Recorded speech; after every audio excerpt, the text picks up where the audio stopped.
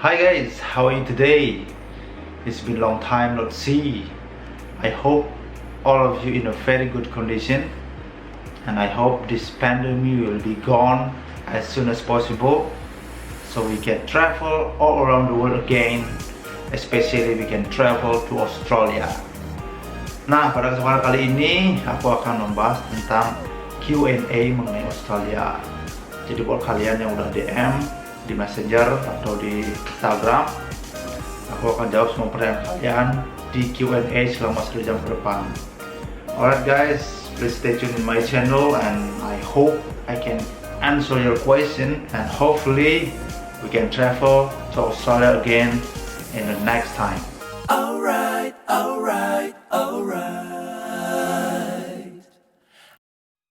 Oke guys, sudah cukup basa-basinya. Aku pakai bahasa Inggris karena aku lagi praktis sejam menggunakan bahasa Inggris. Dan kalau bahasa Inggris memang harus dipraktekkan setiap hari biar kita lancar ngomong bahasa Inggris guys. Alright, now I will answer your question based on my personal experience, so I hope you like it. If you don't subscribe my video yet, please like, comment and subscribe. So next time I will make a new video again about what I know about Australia and what you have to do before going to Australia. Alright, let's start from the question number 1. Oke, dari awal aku ngupload video ini sekitar 2 bulan yang lalu. Seiring berjalannya waktu, banyak sekali teman-teman yang DM aku di Instagram atau di Messenger menanyakan perihal mengenai apa sih visa apa sih yang bisa pakai ke Australia, umur berapa bisa ke Australia dan lain sebagainya. Dan di sini aku sudah rangkum semuanya dan kita akan jawab satu persatu mengenai pertanyaan-pertanyaan yang sudah kalian kirimkan. Oke, semoga kalian suka dan pertanyaan-pertanyaan kalian bisa aku jawab dengan baik.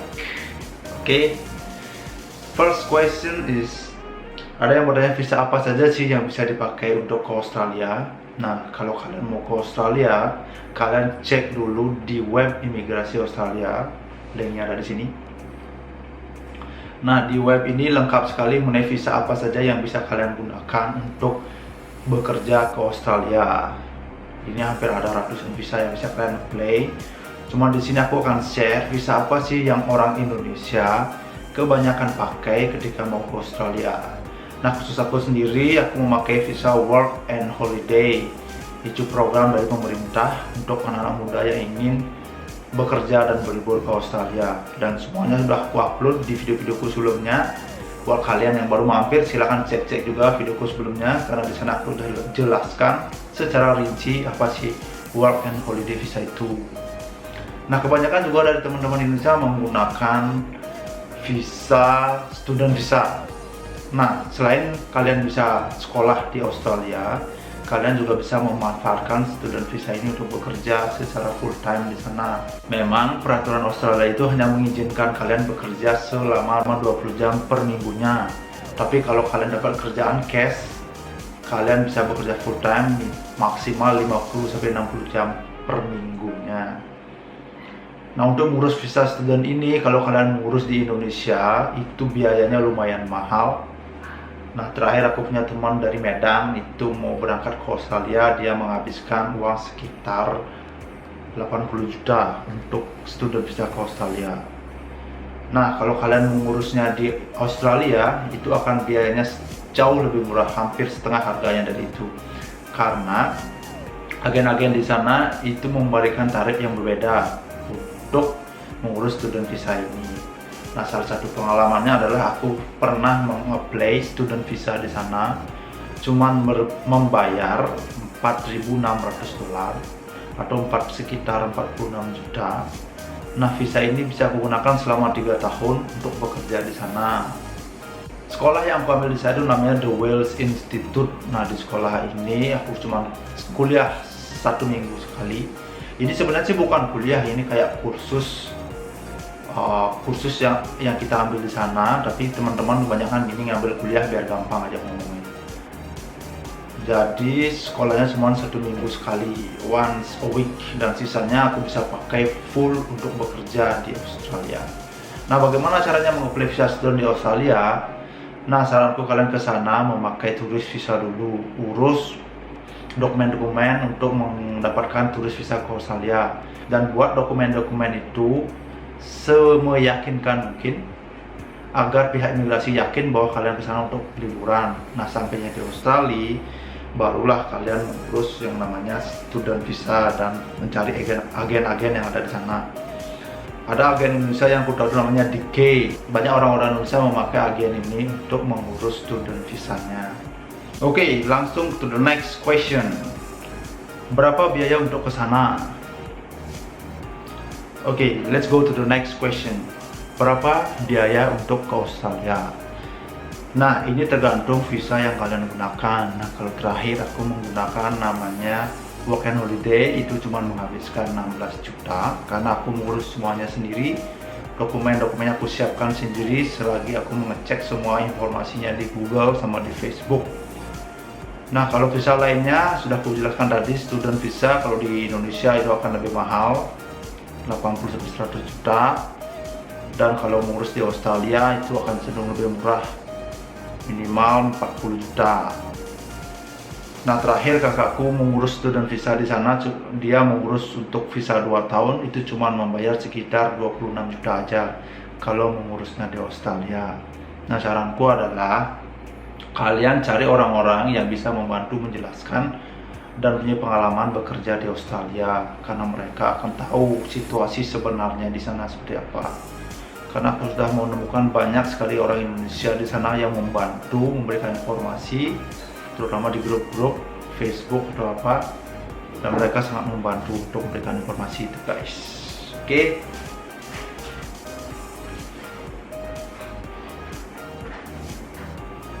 Dan next question, berapa umur berapa saja yang bisa bekerja ke Australia? Nah, untuk umur ini sebenarnya tidak ada batasan umur berapa kalian bisa ke Australia. Cuman yang lebih memungkinkan, yang gampang untuk mengurus visa ke Australia itu adalah 30 tahun ke bawah. Karena kalian bisa memakai student visa dengan alasan sekolah di sana kalian cenderung tergolong masih muda. Nah, kalau memakai work and holiday visa juga akan sangat gampang kalau kalian sudah D1 atau D3 atau S1. Nah, kalau kalian berumur di 30 tahun ke atas dan masih memiliki tekad untuk ke Australia, nah aku sarankan kalian pakai turis visa aja ke sana dulu. Nah, di sana baru mencari agent yang bisa membantu untuk mencarikan visa-visa lainnya yang memungkinkan. Karena aku punya pengalaman juga, ini orang Thailand, itu umurnya 35 sampai 38, tapi mereka menggunakan student visa untuk stay di sana dan bekerja. Nah, ini dia menemukan agent yang bisa membantu mereka untuk meyakinkan imigrasi bahwa mereka di sana untuk sekolah, dan pada akhirnya mereka memanfaatkan untuk full bekerja. Atau saranku juga adalah kalian cari agent-agent terpercaya di Indonesia yang memberikan bukti nyata mengirimkan orang-orang berangkat ke sana. Karena banyak orang bertanya dikirim ke perkebunan oleh sebuah agent dengan harga tertentu. Terus terang aja aku nggak ada pengalaman untuk itu, agent-agent yang kirim ke perkebunan. Nanti aku akan bahas tentang perkebunan ini di pertanyaan berikutnya, karena ada pertanyaan seperti ini, guys. Oke, berapa biaya hidup di sana? Oke, biaya hidup ini tergantung di mana kalian tinggal. Nah, kalau aku tinggal di kota Sydney dan aku bekerja di restoran, nah untuk biaya makan 1 minggu aku nggak akan keluar banyak karena aku dapat makanan dari restoran. Kira-kira seminggu aku bisa menghabiskan 2 juta untuk biaya hidup saja.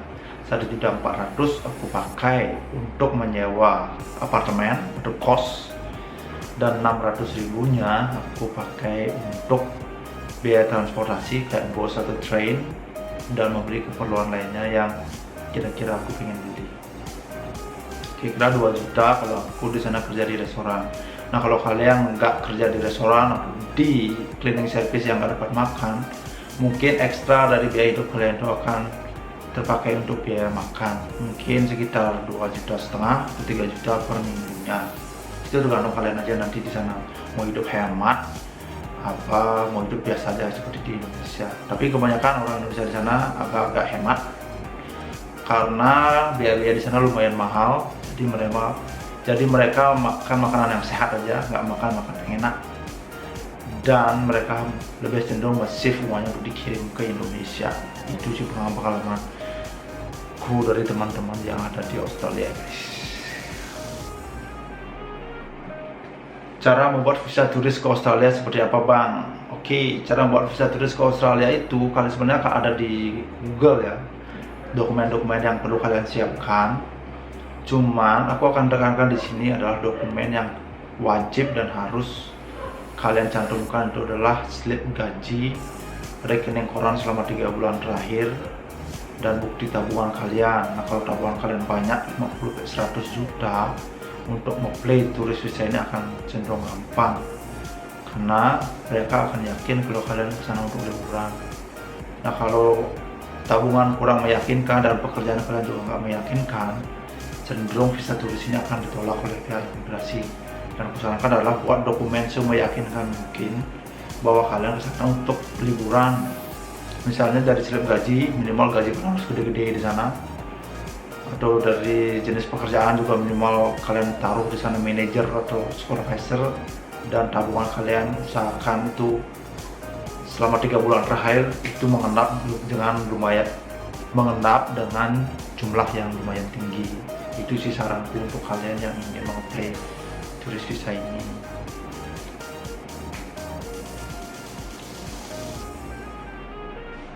Cara membuat tes IELTS bagaimana dan biayanya. Oke, untuk tes IELTS ini sebenarnya di setiap kota itu ada tempat untuk tes IELTS ini, itu namanya IALF.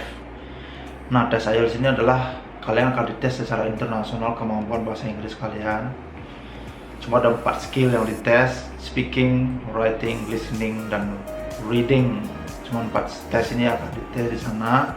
Kalian bisa full belajar di YouTube, semua soal pertanyaan ada di YouTube.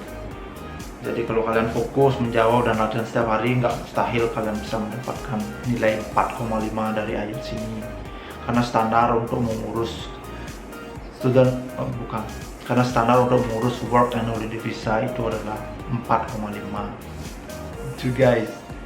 Nah, biaya tes IELTS ini terakhir aku cuma bayar 2.800.000 itu di tahun 2017. Kalau sekarang mungkin udah 3 jutaan guys. Kalian bisa cek sendiri di tempat tes IALF di kota masing-masing. Oke.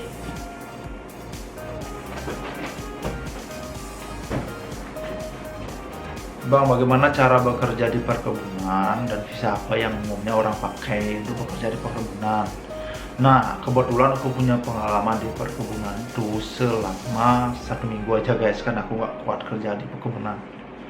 Nah, di perkebunan ini kebanyakan orang yang aku tahu itu adalah orang-orang Eropa dan Amerika itu memakai work and holiday visa sama yang kayak aku gunakan.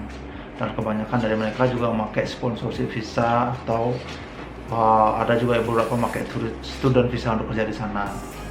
Nah, ada beberapa teman yang menanyakan turis visa dikirim oleh agent dan bekerja di perkebunan. Terus terang aja, aku nggak punya pengalaman bertemu dengan orang yang menggunakan turis visa dan bekerja di perkebunan karena aku cuma 1 minggu di sana. Tapi kalau kalian ada teman yang menceritakan ada pengalaman bekerja di perkebunan, mungkin kalian bisa cek mereka kejelasannya seperti apa. Karena yang aku tahu di perkebunan itu tetap kita harus berbayar pajak, dan petani-petani di sana juga meminta legalitas kalian untuk bekerja di sana, seperti visa kalian apa, terus kemampuan kalian bekerja, apakah kalian sudah membuat surat untuk membayar pajak seperti itu. Nah, untuk yang ilegal aku belum tahu yang sebenarnya seperti apa di sana. Cuman yang aku tahu adalah semua orang-orang yang aku kenal di sana menggunakan visa yang legal untuk bekerja di perkebunan ini. Gitu guys.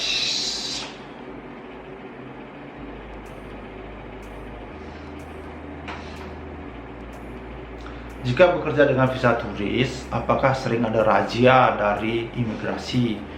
Nah, terus terang sih aku di Sydney ya, di kota Sydney aku banyak sekali punya teman yang tanda kutip itu visa turis atau ilegal atau nggak punya visa sama sekali, dan mereka cenderung mencari pekerjaan yang dibayar secara cash on hand, dibayar secara cash.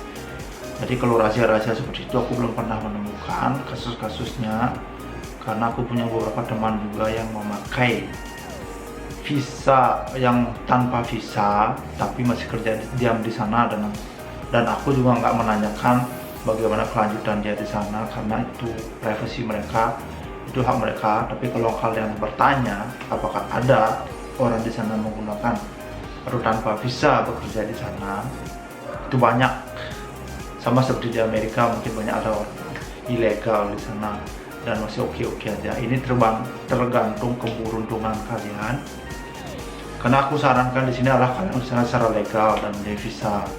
Kalau ada yang teman-teman yang nekat dan ke sana tanpa visa, itu resiko ditanggung sendiri. Dan aku akan ceritakan apa sih yang sebenarnya ada di sana dan bagaimana kehidupan di sana. Itu aja guys.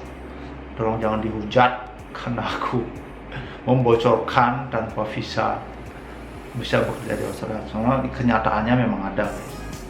Orang di sana tanpa menggunakan visa itu ada. Apakah visa WHV itu cuma berlaku 1 tahun? Nah, jawabannya tidak. WHV itu bisa kalian perpanjang sampai 3 kali. Untuk perpanjangan pertama, kalian harus bekerja di perkebunan yang ditentukan oleh pemerintah Australia sendiri. Nanti dia akan kasih sebuah daerah yang tergolong bisa untuk perpanjang visa ini, dan kalian harus bekerja di sana selama 3 bulan atau 88 hari dengan cara mengumpulkan payslip yang dibayar setiap minggunya. Salah satu contohnya adalah aku pernah bekerja di Queensland. Nah, di Queensland ini aku bekerja di restoran. Nah, ada di restoran, perkebunan, perikanan, peternakan, itu bisa dipakai untuk perpanjang visa. Nah, kebetulan aku memilih di restoran. Aku bekerja sebagai steward atau cuci piring, dan aku bekerja di sana selama 4 bulan dan aku dapat sekitar 17 payslip. Nah, ini sebagai bukti untuk aku bisa perpanjang lagi selama 1 tahun. Itu namanya second year visa. Jadi aku bisa extend lagi selama 1 tahun di Australia. Nah, kalau kalian mau lanjut lagi ke 3 tahunnya, kalian harus ke daerah-daerah tertentu lagi seperti Queensland atau Darwin atau daerah utara lainnya, Tasmania. Nah, kalian bisa untuk perpanjang untuk yang ketiga kali. Cuma untuk perpanjang visa untuk 3 kali, kalian harus bekerja selama 6 bulan di area-area yang ditentukan oleh pemerintah Australia itu sendiri. Dan kalau kalian sudah melampaui 6 bulan, kalian bisa mengapply untuk visa yang ketiga. Jadi kalian bisa pakai WHV selama 3 tahun di Australia. Itu guys. Informasi grup Facebook atau WA untuk bekerja di Australia. Nah, kalau di Facebook, aku ada 2 grup yang aku sarankan kalau kalian mau berangkat ke Australia. Itu namanya WHV Indonesia. Di sini khusus orang-orang Indonesia yang ingin mengurus work and holiday visa untuk ke Australia. Yang kedua adalah namanya grup The Rock Indonesia, tapi kalian harus ada di Australia dulu baru bisa gabung di grup ini. Nah, grup ini sangat informatif guys untuk kalian yang ingin ke sana mencari pekerjaan, informasi tempat tinggal, informasi tentang kalian kalau nggak mengerti pajak, tentang hal lainnya. Semua orang nge-share semua suka dukanya di sini, problem-problem mereka di-share di sini. Jadi kalau kalian rajin baca, kalian akan dapat informasi lengkap mengenai kehidupan di Australia secara tidak langsung guys. Oke, berapa skor IELTS-mu bang?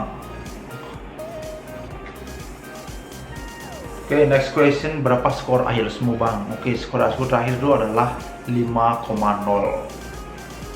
Dan ini sudah cenderung maksimal aku kerjakan, dan aku belajar hampir sebulan lebih di YouTube untuk belajar IELTS. Dan dengan skor 5,0 itu udah bisa mengurus work and holiday visa untuk ke Australia.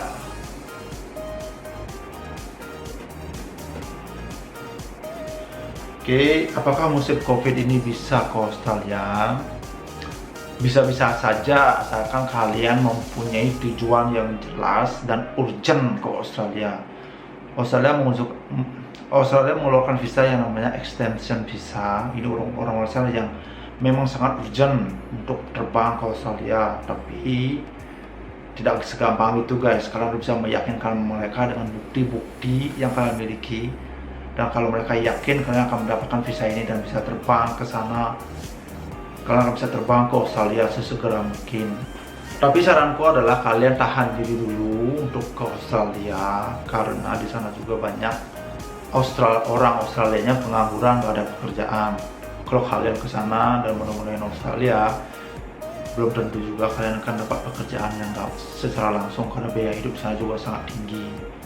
Nah, mulai sekarang kalian cukup persiapkan dokumen-dokumennya dan kalian yakinkan visa apa yang akan kalian pakai untuk ke Australia. Nah, nanti setelah bordernya buka dan dunia normal kembali, kalian bisa memilih visa apa yang kalian gunakan. Nah, kalau yang D3 atau S1 aku sarankan pakai WHV karena ini cenderung murah. Nah, kalau kalian merasa kesana mau belajar pakai student visa, ya bisa-bisa aja, tinggal prepare aja dokumennya dari sekarang. Nah, tips ketiga sudah sampai di airport. Nah, kalau udah sampai di airport, pertama kali harus kalian beli itu adalah pastinya SIM card. Itu harganya $45, kira-kira $45 dapat 50 GB. Nah, kalian akan bisa gunakan internet sepuasnya dan kalian bisa mencari alamat atau kemana tujuan kalian dengan benar. Setelah beli SIM card, barulah kalian cari tujuan kalian kemana. Nah, aku sarankan sih sebelum berangkat kalian sudah menentukan kalian mau kemana. Kalau terakhir aku ke kota Sydney dan aku udah mau kontak salah satu temanku di sana untuk mencarikan tempat tinggal dan dia menjemputku di sana. Nah, kalau kalian ke sana solo survivor, ke sana sendiri, kalian bisa pakai train atau bus. Kalau pakai train ke kota Sydney, kalian dikenakan biaya sekitar $17. Nah, kalau pakai bus itu akan bayar $4 aja. Jadi kalian tinggal cari di Google Map kalian mau kemana, akan lengkap udah step-step tempat kalian, tujuan kalian nanti. Kalau pakai train akan naik di mana, turun di mana, itu akan sangat jelas. Dan jangan takut juga untuk bertanya dengan orang sana, karena mereka cenderung sangat helpful kalau melihat orang yang sedang tersesat. Jadi kalau kalian mau challenge diri kalian ke sana sendiri, it's okay, karena di sana pasti akan ada yang membantu dan tinggal kalian bertanya-tanya aja di sana. Tips cepat dapat kerja di Australia. Nah, tipsnya ini kalian bisa menggunakan banyak sekali web atau grup Facebook. Pertama, aku sarankan pakai Gumtree.com. Di sini orang-orang banyak yang ngepost pekerjaan, entah itu restoran, cleaning service, di hotel, semua ada di sini. Kalian tinggal kirim-kirim CV, bila perlu telepon kalau ada nomor teleponnya setiap hari, karena ini akan mempercepat kalian dapat pekerjaan. Atau juga kalian gabung di grup The Rock Indonesia. Orang Indonesia rajin sekali ngepost pekerjaan di sini. Kalian bisa chat mereka, tanyakan nomor HP-nya dan telepon mereka untuk membantu mencarikan pekerjaan. Terakhir, aku di sana cuma 3 hari berusaha mencari kerja dan langsung dapat pekerjaan full time di restoran. Itu adalah karena aku selalu mengecek orang-orang yang aku kenal dan menanyakan pekerjaan. Dan terakhir kakakku di sana 2 minggu baru dapat pekerjaan. Dan ini relatif tergantung hoki kalian. Ada yang 1 hari udah dapat pekerjaan. Ujung-ujungnya di sana kalian pasti bekerja. Jadi jangan takut untuk tidak dapat pekerjaan di sana. Kalau kalian berusaha, aku pastikan kalian akan bekerja. Jadi jangan patah semangat untuk mencari kerja di Australia, karena hidup di sana itu keras dan penuh tantangan. Jadi kalau kalian suka tantangan, is the best choice, is a good choice for you. Explore yourself, explore your courage, explore your confidence. I suggest you to go there, karena setelah balik di Australia, you will become a stronger new person with a lot of experience, guys.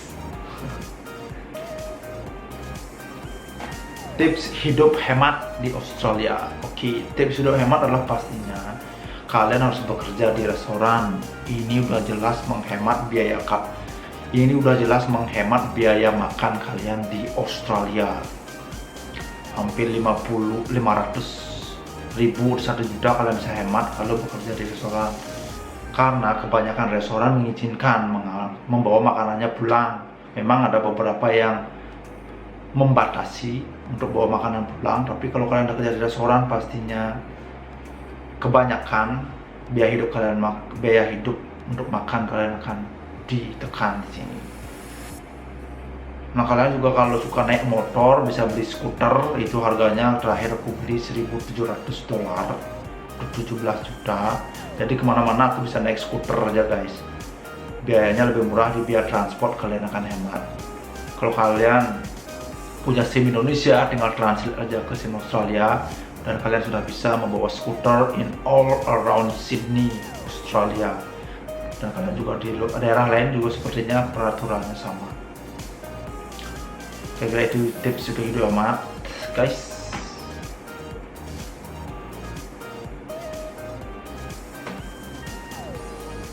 Agen apa yang direkomendasikan untuk pergi ke Australia? Nah, kalau di Indonesia ada namanya agen DK dan Progress. Ini khusus untuk mengurus visa student ke Australia. Kalian bisa pakai aja kedua agen ini, udah terpercaya untuk memberangkatkan orang ke Australia. Cuman mereka nggak bisa garansi visa kalian akan disetujui atau di-granted, karena untuk menggarantitkan visa kalian itu semua keputusan ada di imigrasi Australia.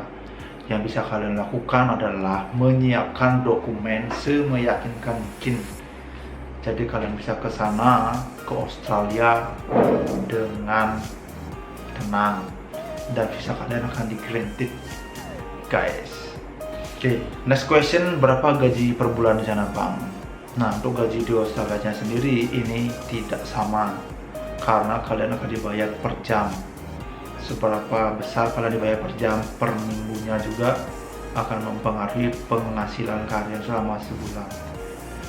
Nah, anggap aja itu standar gaji ada 170.000 per jam. Nah, kalau kalian bisa bekerja 50 jam atau 60 jam seminggu, kalian bisa hitung aja berapa gajinya selama sebulan. Kalau terakhir di sana aku dapat gaji kira-kira 40 juta sebulan, karena aku bekerja kira-kira selama 50 jam dan aku juga melakukan Uber Eats atau Gojek, bisa ngirim makanan. Kira-kira gitu guys. Info IG dan WA nya dong bang. Oke, IG nya aku taruh di deskripsi, itu namanya Buddha Hartawan 69. Kalau di Facebook cukup ketik Buddha Hartawan saja. Kalian bisa messenger atau DM di Instagram. Tapi saranku adalah kalian komen juga di YouTubeku ini dan like juga, biar aku lebih semangat untuk buat video guys. Oke, keep supporting me.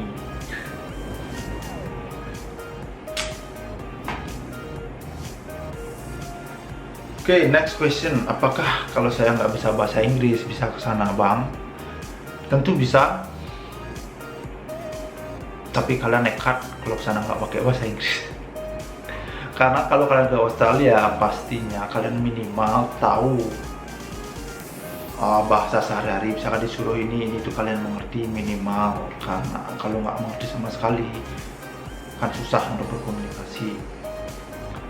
Nah, minimal kalian harus latihan untuk menggunakan bahasa sehari-hari. Nah, kalau pakai work and holiday visa itu wajib kalian mengikuti tes bahasa Inggris dan mendapatkan nilai 4,5. Nah, kalau pakai visa lainnya, kayak student atau pakai visa lainnya, itu juga beberapa memakai tes bahasa Inggris untuk ke sana. Dan ada juga ke sana nggak bisa bahasa Inggris, cuman di visa studentnya itu ada namanya ELICOS. Jadi kalian akan disuruh belajar bahasa Inggris di Australia. Setelah kalian lulus ELICOS, barulah kalian bisa pakai student visa untuk sekolah.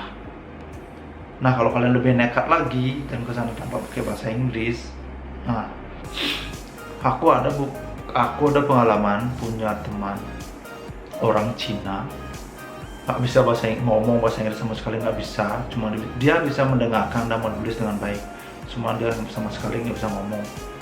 tapi dia bersyukur juga bisa diterima kerja di farm yang ada di Queensland. Jadi kalau kalian mau nekat bisa-bisa aja, karena pengalamanku banyak orang Thailand, orang Cina di sana sama sekali nggak bisa bahasa Inggris dan bisa bertahan di sana. Itu tergantung kalian nanti, seberapa keras perjuangan kalian untuk ke sana dan cari informasi-informasi yang lengkap mengenai untuk Australia, karena banyak sekali informasi ke sana guys. Ada agent juga banyak. Jadi saranku lah saring-saring informasinya, kumpulkan, validkan biar nggak asal ke Australia.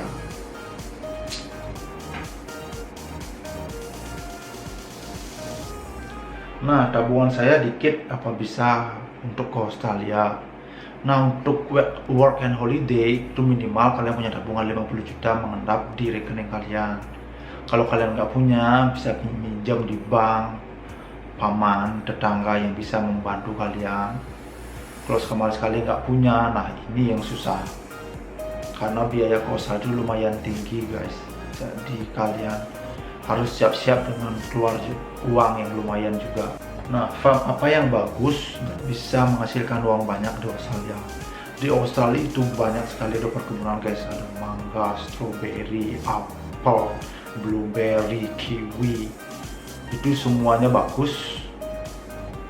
Dan yang paling banyak uangnya, mungkin banyak orang cerita di perkebunan mangga. Itu juga uangnya banyak karena di sana tergantung perkebunannya. Ada yang membayar kalian per jam, ada yang membayar kalian per bucket atau seberapa banyak kalian bisa memetik buah. Itu tergantung tempatnya nanti. Nah, dari pengalaman teman-temanku yang di perkebunan, itu rata-rata gaji di perkebunan itu tinggi. Cuman susahnya di sana adalah kalian nggak dapat makan, transportasi sendiri, dan kalian juga susah untuk kemana-mana nyari tempat jalan-jalan atau tempat shopping. Itu mungkin lumayan jauh, jadi itu akan sangat terpencil.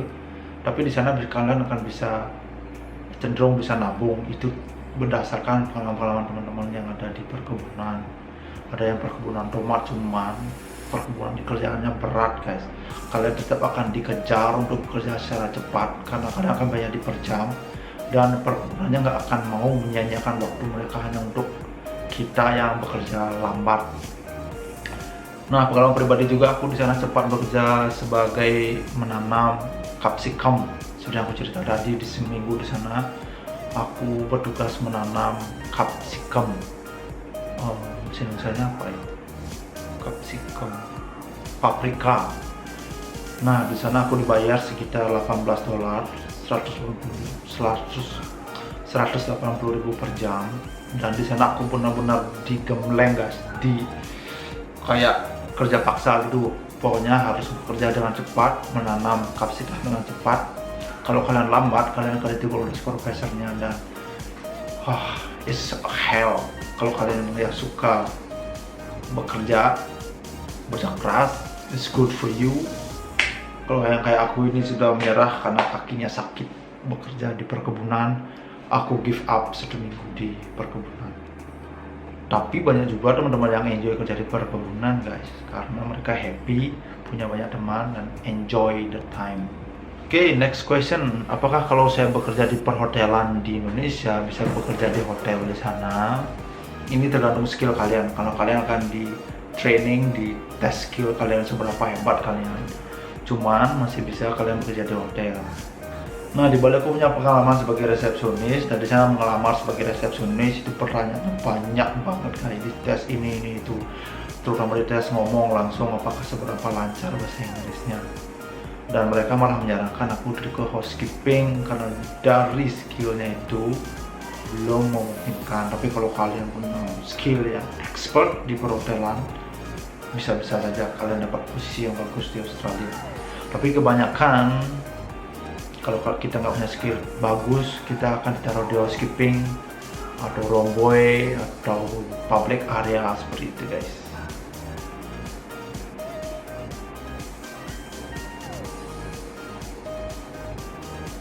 Skill apa saja yang diperlukan sebelum berangkat ke Australia? Oke, kalau kalian suka masak, aku sarankan kalian belajar memasak, mengetahui bahan-bahan masak di dapur, cara memotong seperti itu, karena itu akan sangat membantu kalau kalian melamar pekerjaan di restoran. Kalau kalian suka nyupir, kalau kalian suka jadi driver, jangan kalian jadi Uber Eats di sana itu lumayan juga uangnya guys, kayak Grab atau Gojek di Indonesia. Itu juga uangnya lumayan kalau kalian suka. Dan skill lainnya mungkin bahasa harus ditingkatkan, karena semakin kalian mahir bahasa, orang-orang akan tertarik untuk merekrut kalian bekerja. Skill lainnya itu adalah kalian juga harus minimal fisik guys. Fisik kalian harus strong, nggak gampang sakit, dan fighting untuk bekerja di sana, karena di sana akan kebanyakan memakai fisik untuk bekerja. Tangan kalian ini bisa akan sangat tebal guys. Oke, kalau mau kuliah di sana, kuliah apa yang murah dan bagus? Nah, kalau murah sih biasanya biasa-biasa saja guys. Pengalamanku adalah bayar 46 juta, kuliah selama 3 tahun, sekolah 1 minggu sekali, dan cuma 1 jam per pertemuannya. Karena aku ke sana bukan untuk sekolah, aku ke sana untuk bekerja dan mencari dolar. Nah, kalau kalian mau fokus sekolah di sana, itu banyak universitas, bisa kalian daftar, kalian bisa cari di Google. Kalau kuliah di sana, kalau kalian tujuannya bekerja, cari aja kampus-kampus biasa yang kuliah seminggu sekali, dan kalian akan banyak dapat kesempatan untuk bekerja. Nah, kalau kalian mau kuliah, itu cari aja di Google informasi universitas yang bisa memberikan pendidikan yang bagus. Oke, tips mendapatkan kuota WHV. Nah, ada yang tanya itu. Minimal WHV ini kan dibuka setiap bulan Juli atau Agustus. Nah, kalian minimal sebelum itu udah cek terus web imigrasi Indonesia-nya apakah kuotanya sudah dibuka atau belum. Dan siapkan juga kesiapan kalian untuk tes IELTS bahasa Inggrisnya. Semoga setiap minimal 2 bulan 3 bulan kalian udah punya sertifikat IELTS-nya itu guys. Dan juga tabungan kalian harus distabilkan $5.000 atau 50 juta mengendap di rekening kalian, karena itu akan di print sebagai bukti kalian untuk mengapply visa ini. Selebihnya adalah tinggal mengikuti prosedur dan proses tahap-tahapnya, karena kalian akan mendaftar secara online, dan web imigrasi akan diakses oleh ribuan bahkan puluhan ribu orang. Untuk mendapatkan kuota WHV ini, gunakan internet sekencang mungkin untuk bisa login, karena pengalaman teman-temanku sendiri itu banyak mereka memakai internet yang ada gamenya, itu sangat kencang, dan kalian akan bisa mendaftar untuk WHV ini. Tapi ini tergantung luck kalian juga guys. Semoga beruntung dan bisa dapat kuota WHV minimal tahun depan atau upcoming years atau next 2 years. Oke, next question. Bang, apakah biaya transportasi di sana mahal? Oke, kalau dipakai rupiah itu pasti mahal guys. Sekali naik train aja kalian akan di charge $20. Oh, kok $20? $2 atau $3, 30.000 sekali naik. Jadi sekali kalian berangkat bekerja minimal 30.000 atau 40.000 untuk biaya transportasi kalau pakai kereta. Kalau pakai bus juga harganya hampir sama guys. Cuma kalau kalian bekerja full time di sana, ini akan terasa biasa dan nggak akan memberatkan kalian guys. Trust me. Apakah biaya internetnya mahal? Biaya internet di Australia itu cenderung mahal, karena $45 untuk 1 bulan. Itu namanya Vodafone. Aku di charge sekitar 450.000 per bulan dan dapat 50 GB. Cuman kalian akan bisa nelpon ke Indonesia 100 menit, dan kalian akan dapat free nelpon dan SMS di seluruh nomor di Australia. Jadi biaya internet ini lumayan mahal juga. Tapi kebanyakan di tempat-tempat Australia itu, di tempat kalian tinggal itu ada wifi-nya. Jadi kalian bisa pakai wifi gratis di sana dengan harga kamar yang sudah kalian bayar. Di mana daerah yang bagus untuk tinggal di Sydney? Nah, di Australia itu sangat luas guys, ada banyak state-nya. Terakhir aku tinggal di New South Wales. Nah, New South Wales ini itu namanya adalah kota Sydney. Kalau di Indonesia itu sama halnya dengan Jakarta guys. Itu padat merayap dan banyak sekali orang di sana. Jalan kaki, kereta itu kan penuh di jam-jam kerja. Nah, kalau kalian suka keramaian, aku sarankan kalian tinggal di kota Sydney ya. Sewa apartemen yang ada lantai 58, ruang di lantai mencakar langit lainnya. Kalian akan bisa menikmati pemandangan kota Sydney setiap malamnya. Tapi kalau kalian suka tempat-tempat yang sepi, aku sarankan kalian ke suburb atau pinggiran kota yang ada di Sydney. Terakhir aku tinggal di kota Burwood. Ini kalau dari kota Sydney sekitar 30 menit. Nah, di sini rentnya itu satu kamar sendiri. Aku bayar $135 per minggunya, dan kamarnya memang sendiri, jadi nggak share room dengan siapapun. Dapat internet juga. Nah, kemana-mana juga dekat. Ada warung-warung kecil orang-orang Cina yang jualan. Ada supermarket besar juga. Ada mall, sama seperti di city, cuman ini jauh sekali dari kota. Dan kalau kalian kemana-mana bisa pakai bus atau train juga. Ini menjangkau seluruh daerah-daerah di sekitaran Sydney guys, jadi nggak usah khawatir. Oke, bagaimana kalau kalian ke sana nggak ada teman, nggak ada saudara, sebatang kara? That's okay guys. Di sana banyak sekali orang Australia, banyak sekali orang Indonesia yang bisa kalian ajak sharing, tergantung seberapa pintar kalian bergaul. Tapi kalau kalian udah sampai sana, pastinya banyak sekali orang Indonesia yang akan kalian temui. Terus ceritaku sendiri adalah baru mendarat di Australia, aku jalan trotoar dan aku pikir di Australia bakal ketemu banyak bule di jalanan seperti yang ada di Amerika, atau di London, Paris, seperti kayak juga. Tapi di kebanyakan di sana tuh orang Asia. Orang Asia banyak sekali di situ. Nah, pas aku jalan dari sebuah restoran pemakan, di belakangku ada orang Indonesia. Karena aku dari Bali, dia ngomong bahasa Bali guys. Dan aku yakin, ternyata di sini ada orang Bali juga. Maksudnya ternyata di sini gampang juga ketemu orang Bali. Jadi kalau kalian ke sana sebatang kara, nggak usah takut. Buka diri kalian, keluar dari zona nyaman, mencari banyak teman, dan kalian akan bisa survive di Australia dan mendapatkan pekerjaan secara cepat. Karena sekarang kan zamannya udah teknologi guys, sudah sosial media, jadi nggak akan susah buat kalian yang ingin mencari pengalaman baru ke luar negeri.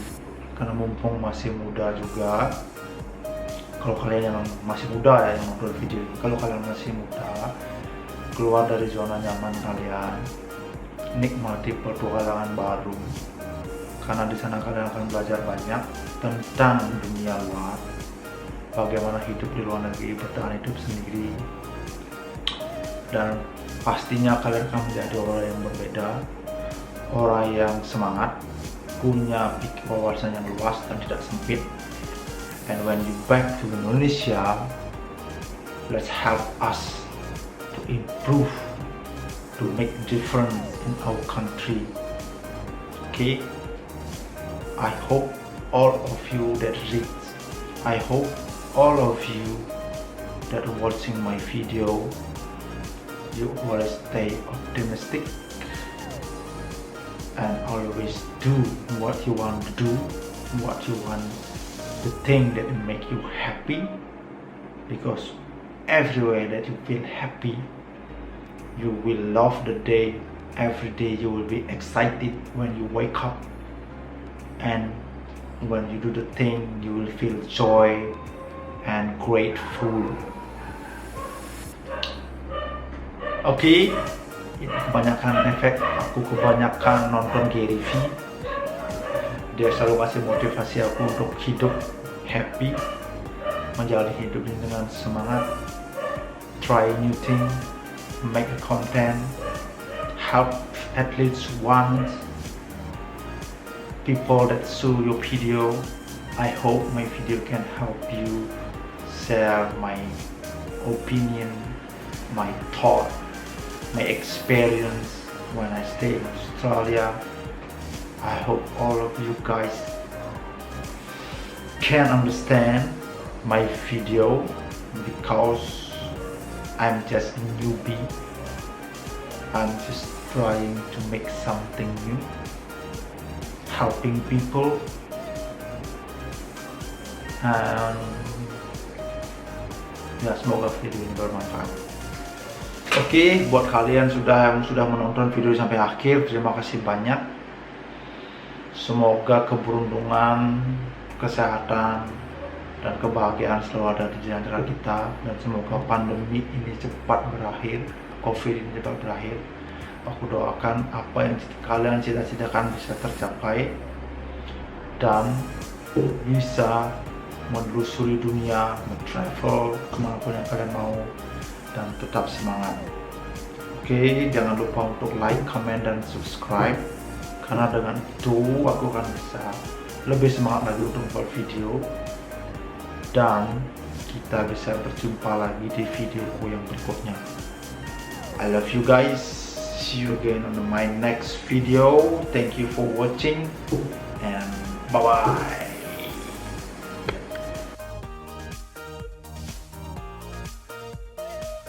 I can answer your question. I hope I can answer your question, and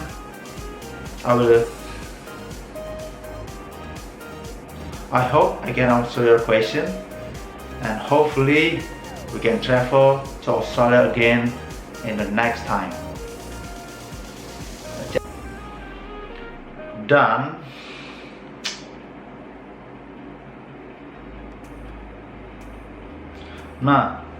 sekolah yang aku ambil di sana itu namanya The Wales Institute. Nah, di sekolah ini aku cuma kuliah 1 minggu sekali.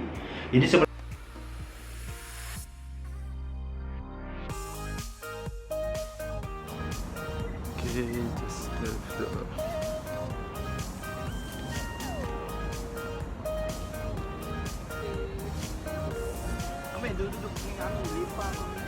it's quick time in Singapore, and now coming back to the airport to go to the trip to Sydney. I'll be alright.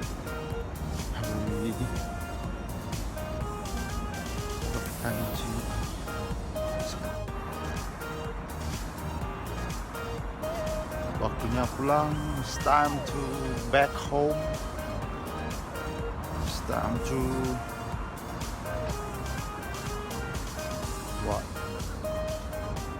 It's time to go to Sydney. Time here finish.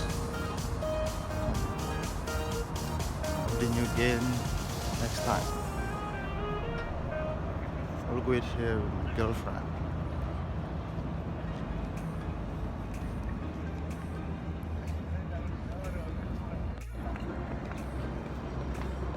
Now it's perfect picture. Look at the view.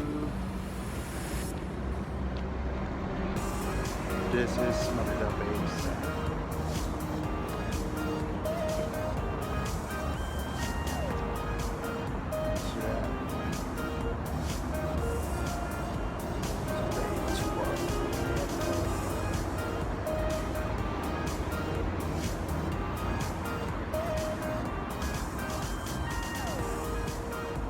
Okay. See you again next time. Next trip. Next opportunity.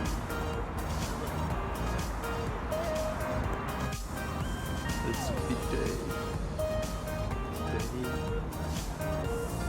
is a big day.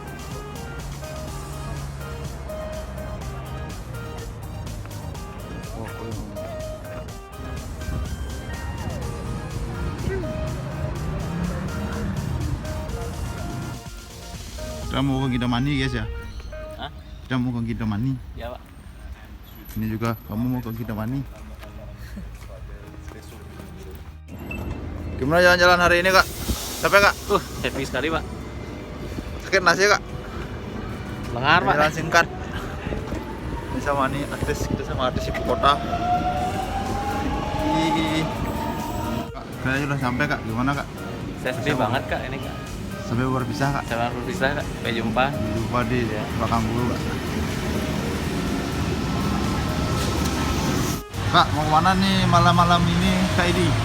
Kita mau cari nasi babi guling pak. Kita mau nyari kasino. Jadi ngejepit kak. Beda masuk kak. Berarti nabrak kak.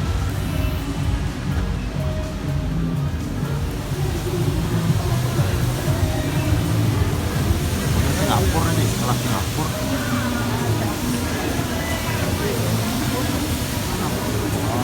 Gimana kak, fail trip hari ini kak? Fail trip.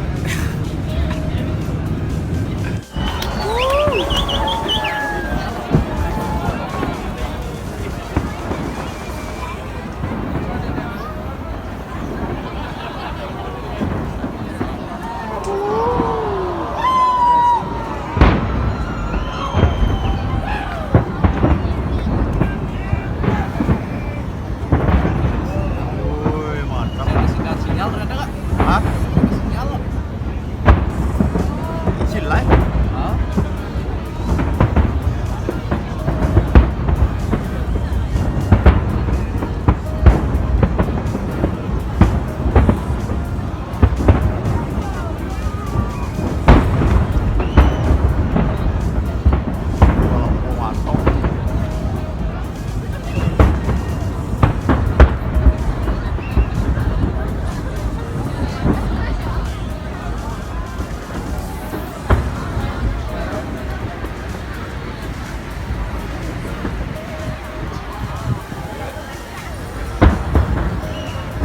Suaranya telat kak. Kedisi sabrak.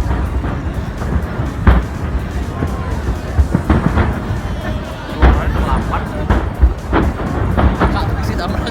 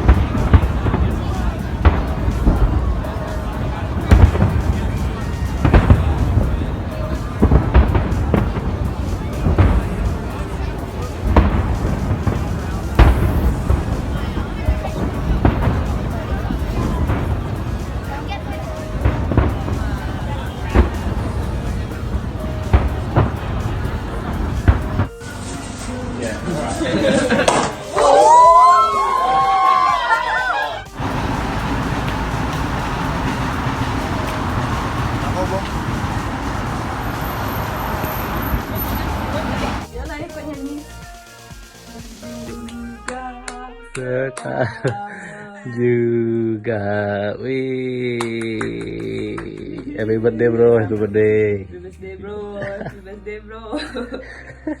Selamat ulang tahun. Cek sini aja yang ngomong. Mau lihatin gue. Kok kamu tahu? Day to you, happy birthday to you, happy birthday, happy birthday, happy birthday Buddha, happy birthday Buddha.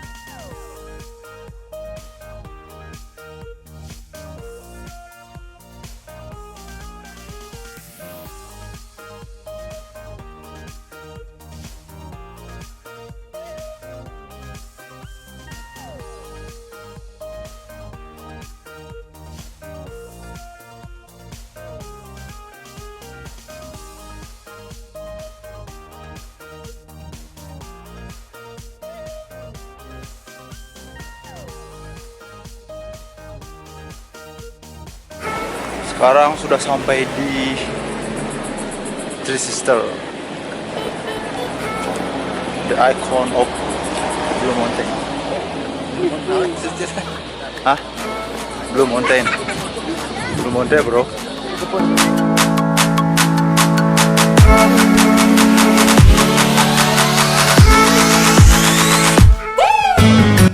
Kita on the way ke Secret Bridge. Lokasinya 15 menit jalan kaki. Kita tersesat selama 2 jam di jalan. Salah train.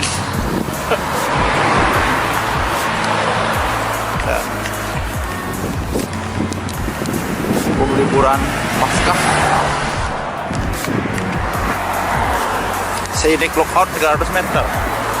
On left.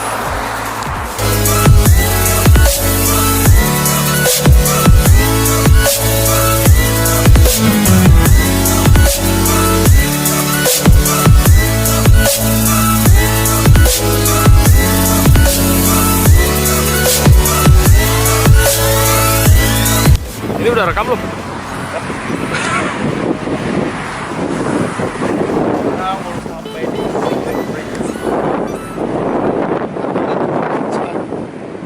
Gimana?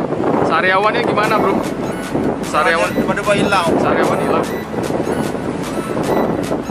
Utang udah lunas belum utang? Ren udah bayar. Ren udah bayar. Oke, mantap. Liburan tenang kalau. Liburan tenang. Ini ada jembatan. Wih. Kayaknya keren, bro.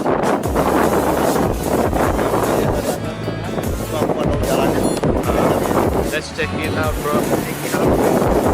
Kita jalan sama Mr. Aku ingat nama Malvin. Julius Caesar. Iya. Kita menyusuri jembatan Suramadu.